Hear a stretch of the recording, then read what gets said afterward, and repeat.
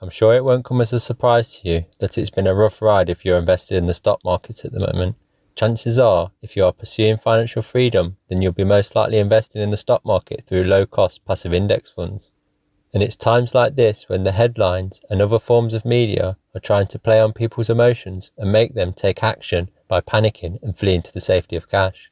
But this is probably the worst thing you can do, and the business of the media is to sell papers or to get you to click and read their articles, not to help people become good investors.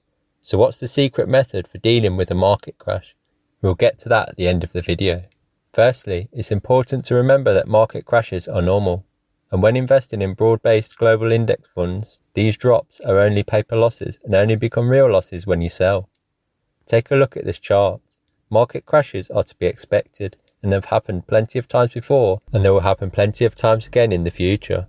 History being our guide, the market has always recovered, and if it doesn't, then no investment will be safe, and there will be more to worry about than your retirement pot.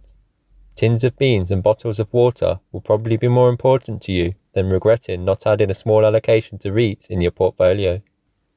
If this is the first drop in markets that you are experiencing, then it might be worth revisiting your asset allocation at some point in the future and adjusting based on your risk tolerance.